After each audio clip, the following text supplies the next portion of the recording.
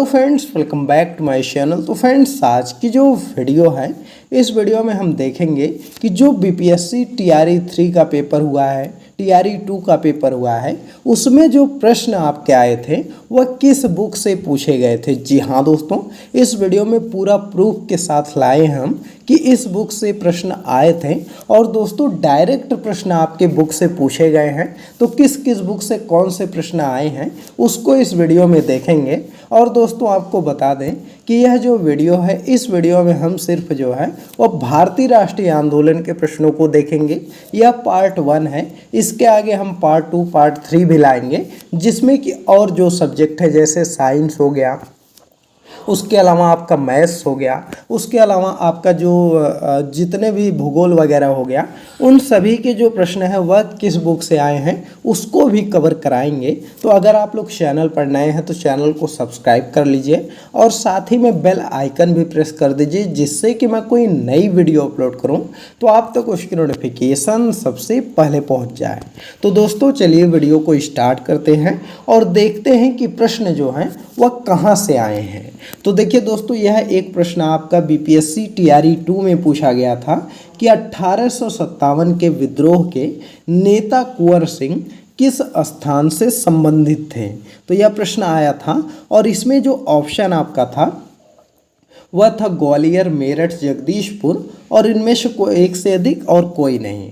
और देखिए, सेम यही प्रश्न जो है वह आपका जो पूछा गया था या टीआरई 2 में, वह जो 67th बीपीएससी का प्री का पेपर हुआ था, जो कि 2022 में हुआ था। और इसमें यही प्रश्न सेम 1857 के विद्रोह के नेता कुंवर सिंह किस स्थान से संबंधित थे। और ऑप्शन भी देखिए सेम दिया गया है, ग्वालियर है, उसके अलावा जगदीशपुर भी है और मेरठ भी है, बस झांसी नहीं दिया गया है। इसके अलावा यह तीनों ऑप्शन इससे मिल भी रहे हैं। तो सेम प्रश्न पूछा गया था। यह 2022 में 67 बीपीएससी का पेपर हुआ था, उससे जो है कि यह प्रश्न आया था।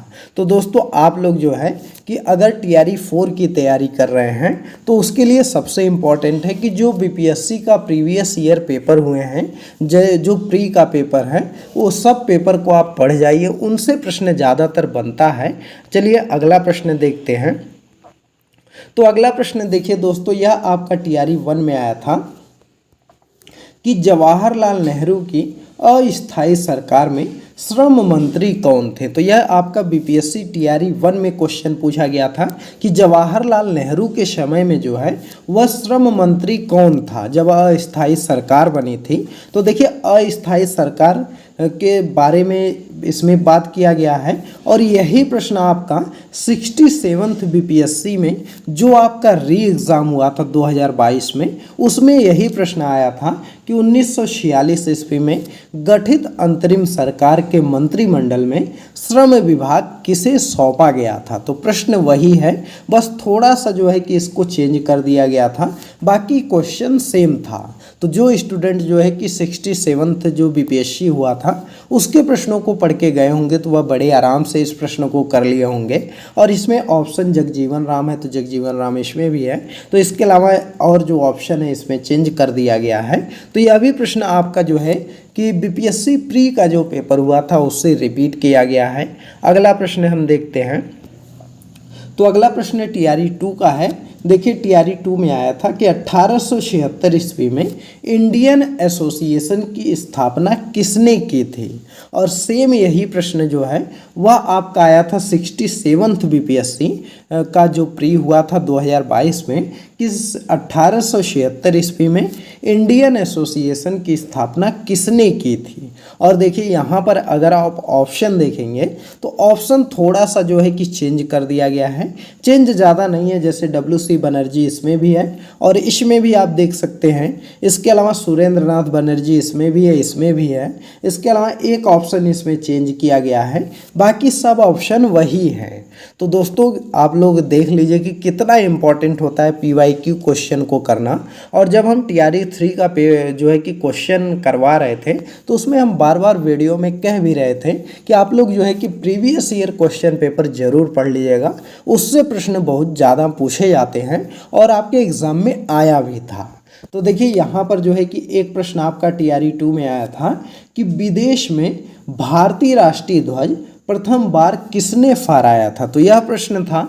और यही प्रश्न जो है वह 56 BPSC और 59 BPSC में जो है वह पूछा गया था कि मैडम कामा ने 1907 में प्रथम तिरंगा ध्वज कहाँ फहराया था।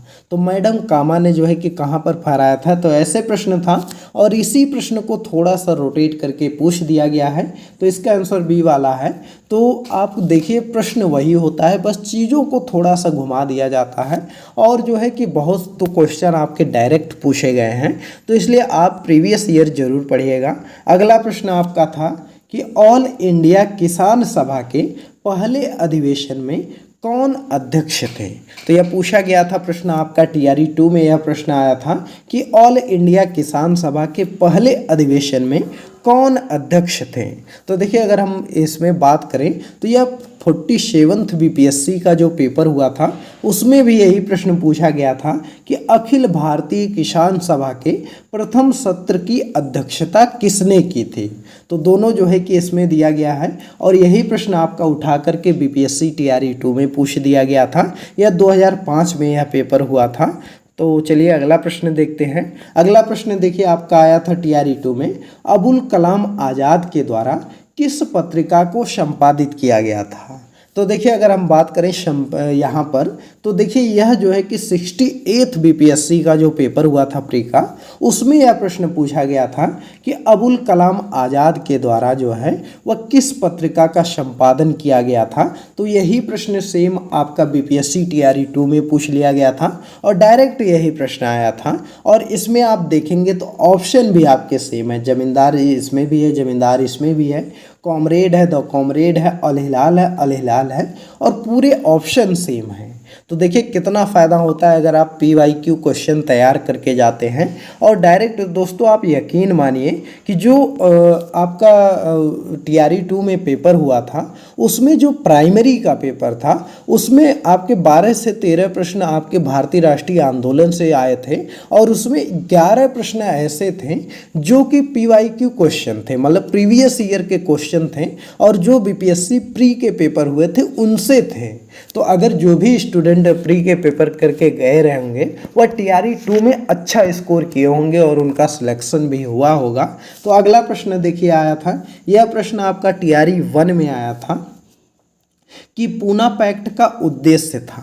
यह TRE 1 का प्रश्न है, और यही प्रश्न देखिए 46 BPSC में पूछा गया था कि पूना समझौते का उद्देश्य क्या था। तो बस यहाँ पैक्ट की जगह समझौता कर दिया गया है। और यहाँ पर देखिए ऑप्शन जो है, यहाँ पर जो है कि ऑप्शन भी दिया गया है सेम। तो देखिए यह भी प्रश्न आपका रिपीट था, तो इसको भी आप बड़े आराम से कर सकते थे।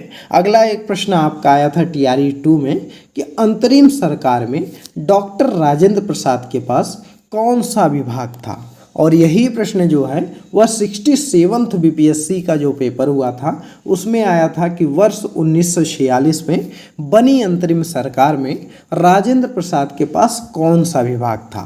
तो यही प्रश्न सेम जो है कि इसमें पूछा गया था। और ऑप्शन देखेंगे तो ऑप्शन भी सेम है, जैसे वित्त इसमें है, वित्त इसमें है, रक्षा इसमें है, रक्षा इसमें है, खाद्य एवं कृषि है, खाद्य एवं कृषि इसमें भी है। तो ऑप्शन भी बिल्कुल सेम दिया गया था।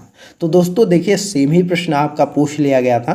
दोस्तों इसी तरह से हम सभी सब्जेक्ट के क्वेश्चन को करवा देंगे कि किस बुक से जो है कि आपके प्रश्न आए थे और कौन सी बुक आपको पढ़ना चाहिए। जो है कि पार्ट 2 जब लाएंगे तो उसमें TRE 3 के जो क्वेश्चन है उसको भी लेंगे, साथ ही में जो है कि जो साइंस के आपके TRE 2 TRE 3 में आए थे प्रश्न वह किस बुक से आए थे, या भूगोल के प्रश्न आए थे तो वह किस बुक से आए थे, वह सभी प्रश्नों को हम कवर करेंगे। और इसी तरह पूरा एक्सप्लेन करके आपको दिखाएंगे कि डायरेक्ट कहाँ से प्रश्न पूछे गए हैं। तो यह वीडियो दोस्तों आपको पसंद आ रही हो तो लाइक कर दीजिए, क्योंकि यह वीडियो बनाने में काफ़ी टाइम लगता है, काफ़ी खोजना पड़ता है, रिसर्च करना पड़ता है, उसके बाद जो है कि यह वीडियो लाते हैं। तो इसलिए अगर आप लाइक करेंगे वीडियो को तो मोटिवेशन मिलता है।